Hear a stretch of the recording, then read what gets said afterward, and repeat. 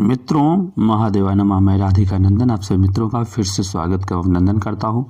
हम लोग संपूर्ण संस्कृत व्याकरण की श्रृंखला पढ़ रहे हैं। ये एक 131वें श्रृंखला हम लोग वाच्य प्रकरण भाग 1 देखेंगे। वाच्य प्रकरण का भाग 1, जिसमें हम लोग वाच्य प्रकरण की भूमिका देखेंगे। वाच्य क्या है, वाच्य कितने प्रकार के हैं और वाच्य में मुख्य क्या होता है, और कुछ उसके महत्वपूर्ण तथ्य भी हम लोग देखेंगे, समझेंगे।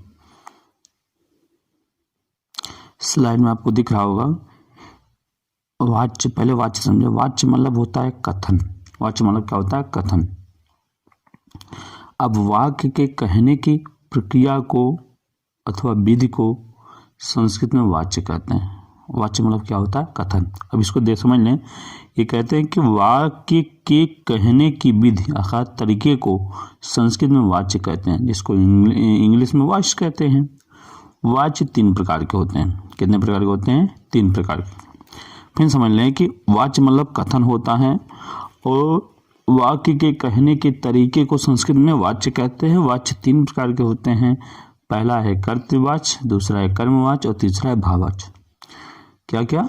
कर्तृवाच्य, कर्मवाच्य और भाववाच्य। अब एक क्रम से देखेंगे। पहला देखेंगे कर्तृवाच्य क्या है। कर्तृवाच्य, अब कर्तृवाच्य में कर्ता का वाच्य, कर्ता का कथन अर्थात जो कर्ता कहे, जो जिसमें कर्ता की प्रधानता, उसे कर्तृवाच्य कहते हैं। जिस वाक्य में कर्ता प्रधान हो उसे कर्तृवाच्य कहते हैं।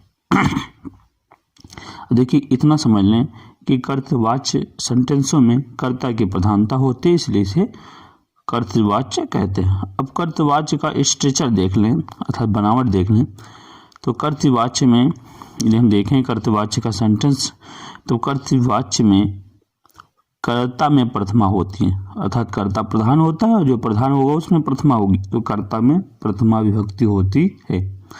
और कर्म में द्वितीय विभक्ति होती है। दूसरे नंबर पे आपको कर्म मिलेगा, उसमें द्वितीय विभक्ति होगी। और तीसरे नंबर पर क्रिया मिलेगा, और क्रिया का पुरुष और वचन कर्ता के अनुसार होते हैं।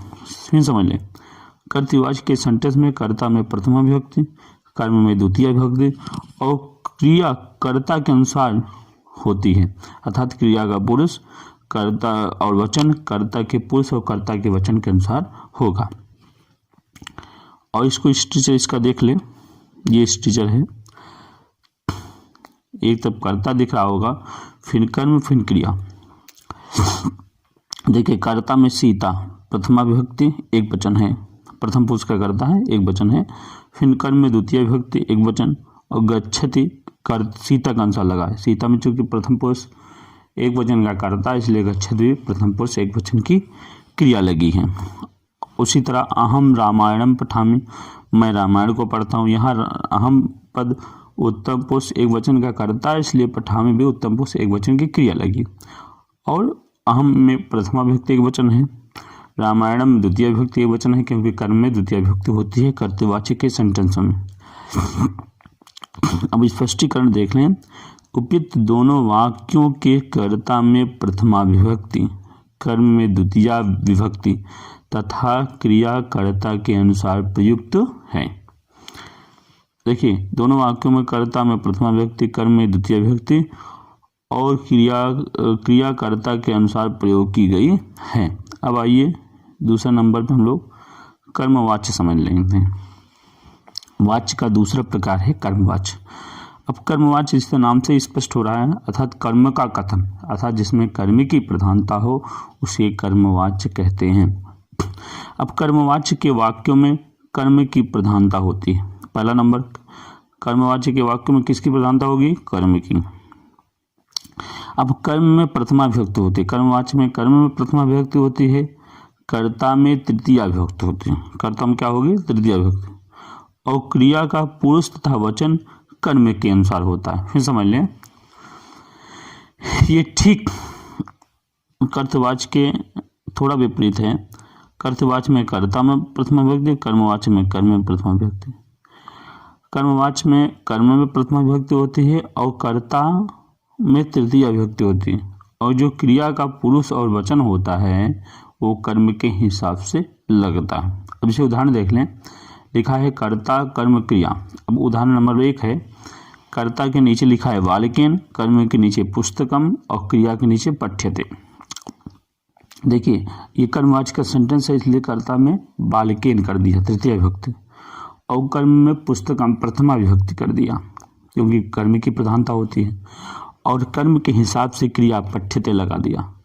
तो इस तरह पूरा सेंटेंस बन गया बालिकेन पुस्तकम पठ्यते। अब कर्मवाचक की क्रिया कैसे बनती है इसके लिए हम लोग आगे देखेंगे। एक शार्ट में समझ लें कि कर्मवाचक का क्रिया आत्मनेपदी का रूप चलता है, बीच में यक प्रत्यय लग जाता है। पठ्यते, गम्यते, सेव्यते इत्यादि तरह बनता है। तो हम आगे क्रिया भी बनाना सीखेंगे। बस इतना समझ लें कि कर्म के अनुसार आत्मनेपदी की विभक्तियों में क्रिया का रूप चलता है। आगे दूसरा है त्वया विद्यालयः गम्यते। यहाँ देखिए त्वया कर्ता है तो तृतीय विभक्ति लगी, और विद्यालय कर्म है तो विद्यालय हमें प्रथमा लगी, और विद्यालय के अनुसार गम्यते क्रिया लगी, अर्थात विद्यालय भी प्रथम पुरुष एक वचन का कर्म है, इसलिए क्रिया प्रथम पुरुष एक वचन की लगी और गम्यते बना। उसी तरह मया पत्रम लिख्यते, मेरे द्वारा पत्र लिखा जाता है। यहाँ भी देखिए मया तृतीय विभक्ति में है, पत्रम प्रथमा विभक्ति में है। अब इसके बाद स्पष्टीकरण देख लें। स्पष्टीकरण देखें, उपयुक्त वाक्यों में कर्ता में तृतीया विभक्ति, कर्म में प्रथमा विभक्ति तथा क्रिया कर्म के अनुसार प्रयुक्त है, अतः सभी वाक्य कर्मवाचक के उदाहरण हैं। देख लिए कर्मवाचक में क्या होता है, कर्म की प्रधानता होती है, तो कर्मवाचक में कर्ता में तृतीया विभक्ति होती है और कर्म में प्रथमा विभक्ति तथा क्रिया कर्म के अनुसार प्रयुक्त होता है, इसलिए ये सभी वाक्य किसके उदाहरण हैं, कर्मवाचक हैं। अब उसके बाद यहाँ से भाववाचक हम देखेंगे। भाववाचक का स्ट्रक्चर, भाववाचक क्या है,